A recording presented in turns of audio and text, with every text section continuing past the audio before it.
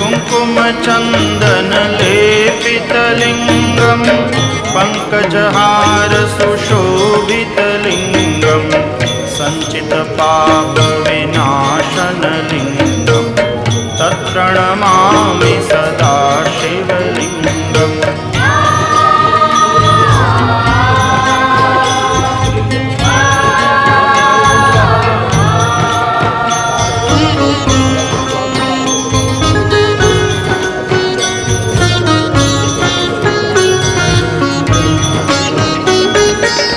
देवगणार्चितसेवितलिङ्गं भावैर्भक्तिभिरेव